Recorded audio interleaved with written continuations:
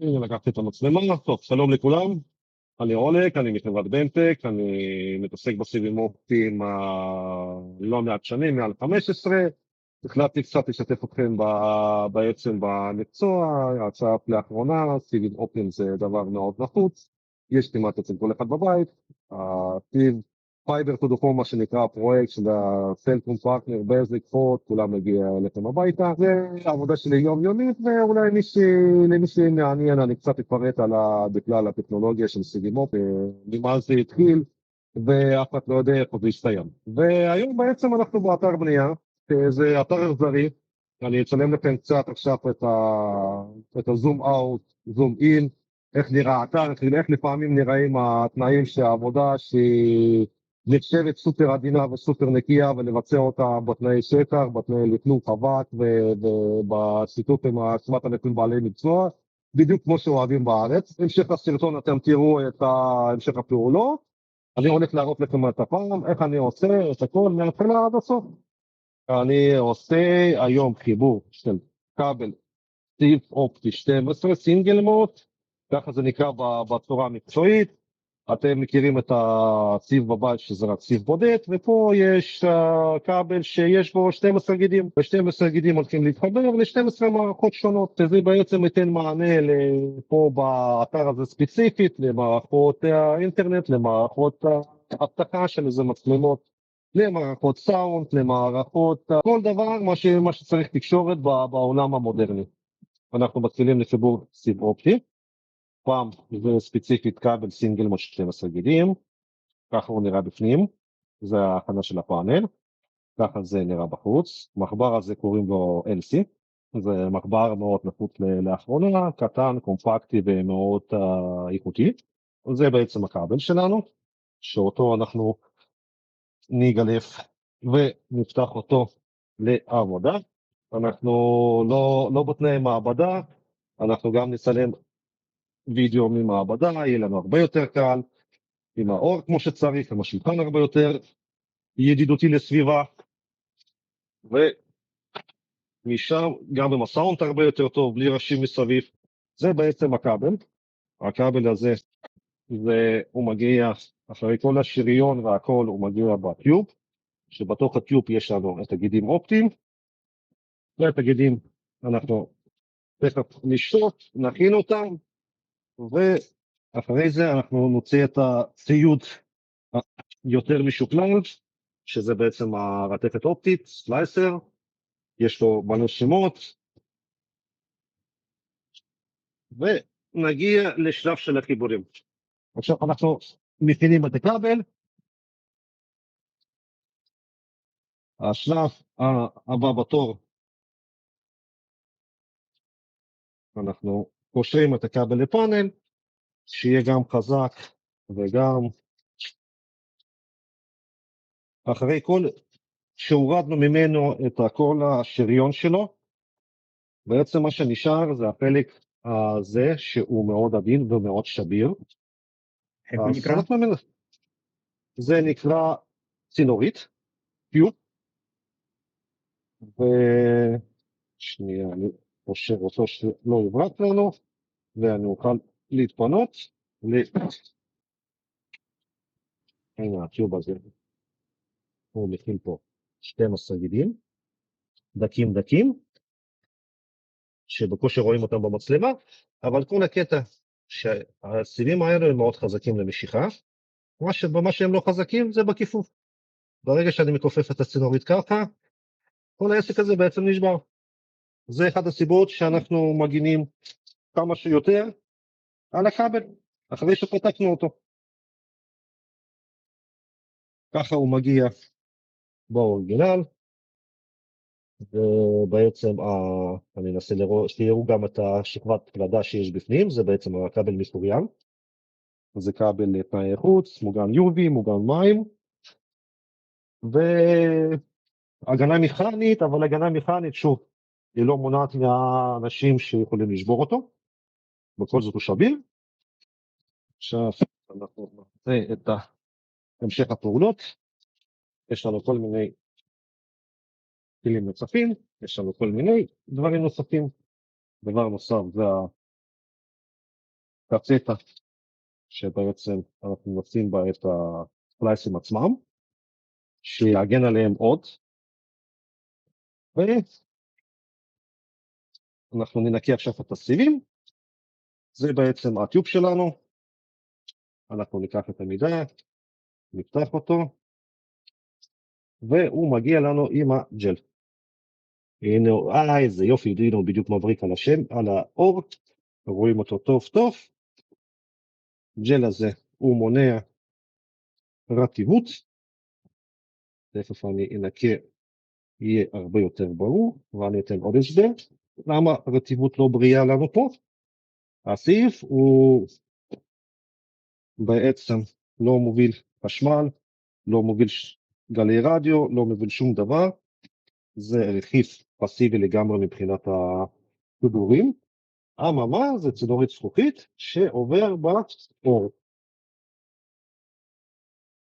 עכשיו הוא נפתח לנו לכמה גילים, ועוד גילים, יש פה 12, והג'ל הוא הוגן, פה יש פה על הסיב עצמו, תכף אני אשתדל גם לצלם את זה, על הסיב עצמו יש עדיין שכבת לקה וצבע. לקה זה בשפה פשוטה, זה בעצם עוד שכבה של הפולימר, שנותנת לו עוד גמישות, היא נותנת לסיב להתכופף עוד יותר, ואת הצבע בעצם לסדר בשביל הטכנאים. כל צבע יש את המשמעות, לפי זה טכנאים יודעים בעצם את הסדר צבעים, וזה סדר בינלאומי שעובד שנים על גבי שנים, וכולם מכירים אותו. אוקיי, פה אנחנו נשים לו מערכת בלימה, שלא יברח לנו, ואני אתן גם קצת הסברים, מה עשיתי עד עכשיו, ומה בעצם המשמעות. המשמעות היא ככה, שאנחנו מונים, הראיתי לי קודם שהצינורית היא שבירה, היא מתכופפת ושוברת את הסיבים, גם לסיב עצמו, הדבר שמפריע לו זה כיפוף, אם הסיב יתכופף יותר מדי, אז אור לא יעבור בצורה נורמלית, ובעצם כל המנגנון הזה מונע גם,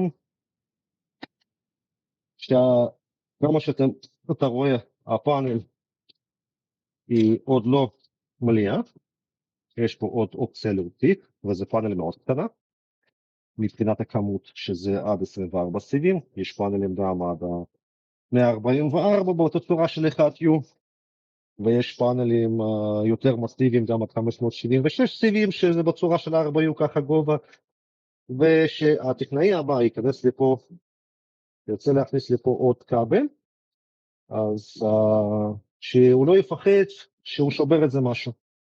הוא לוקח עוד כבל נוסף, מכניס אותו לבפנים, לוקח עוד קצטה, שם אותה בנפרד, והקצטה שלי מוגנת, גם הקצטה שלו יהיה מוגנת באותו צורה. אנחנו עובדים במתחם של אקספו, ולא פחות ולא יותר, אנחנו עובדים בבניין של תוצרת ארץ, שבעצם מציג לנו את כל התערוכות, ועושים פה פרויקט קטן, מה שהוספתי מהכלים, יש לנו פה את הספלייסר, שזה ספלייסר סוביטומו, הוא לא חדש, יש לו כבר ותק בעבודה, אבל הוא יודע לעבוד טוב מאוד, הוא בעצם בין הספלייסרים הנפוצים בעולם האופטיקה, מהאמינות ומהאיכות. אל תסתכלו שהכלים הם לא, זה לא כלי מעבדה, זה כלים מהשטח. רגע, הנה יופי, רואים את השולחן. זה נקרא חותך, גיליוטינה, קליבר, יש לו כל מיני שמות, בכל מיני שפות, כל מיני הגדרות. אז מה שעושה בעצם הכלי הזה, הכלי הזה הוא יודע לחתוך את הסיף בצורה של 90 מעלות, כי מהרגע הזה אנחנו מתחילים לחבר אותם.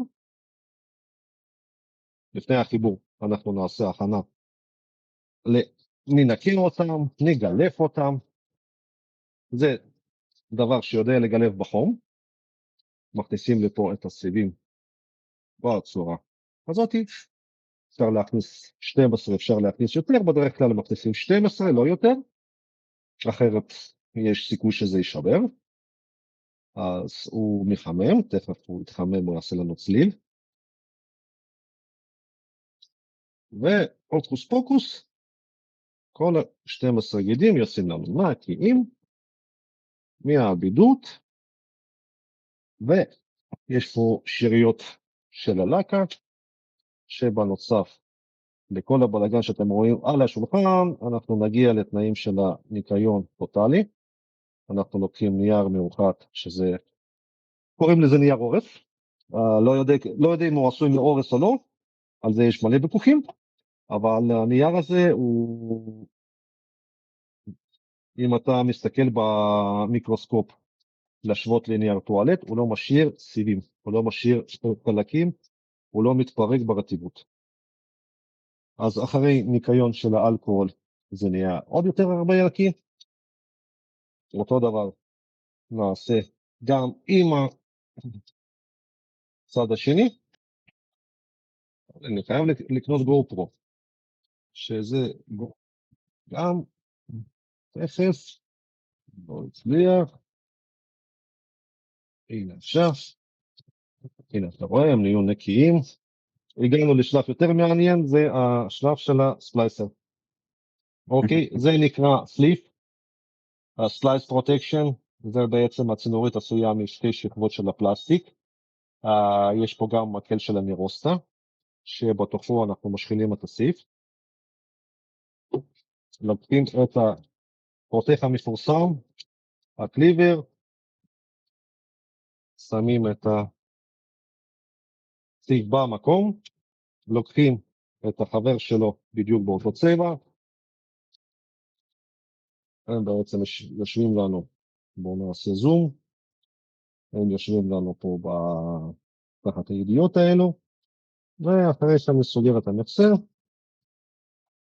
אתם רואים על המטר, זה הגדלה פי 400, היא כיוונה אותם בצורת תלת מימד, אחד מול השני, רגע, כל המנגנון הזה הוא תלת מימדי, יש פה, לא יודע, לא רוצה להגיד ככה בשלוף, או 8 מנועים או יותר, הדברים האלו זזים, הם בעצם מכוונים סיב אחד מול השני, וכמו שעובדים בזכוכית, באומנות של אלפי שנים, המכונה מייצרת פלאש, מעמיסה את הקצוות, ומצמידה אותם בצורה ישרה. אז זה מה שראיתם על המסך, בעצם שתי סיבים שהפכו לאחד. ואותו דבר, חוזרים על אותו פעולה 12 פעם. ועכשיו זה הפך לסיב אחד, זה בעצם חיבר אותו. אנחנו שמים על החיבור את הסליב, את הטיוב, ומכניסים אותו לחלק הכי לתנור, שבעצם מכווץ אותו. הנה, עשיתי זה כמו במאסטר שף. הנה, עכשיו זה בצורה מקובצת, עכשיו אפשר לגעת בו, הוא מוגן מתחילת הכיפופים.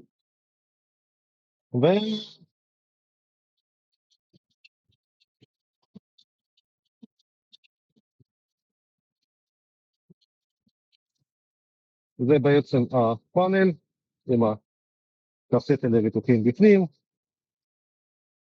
בפנים יש לנו את הפלייסים, ככה זה נראה.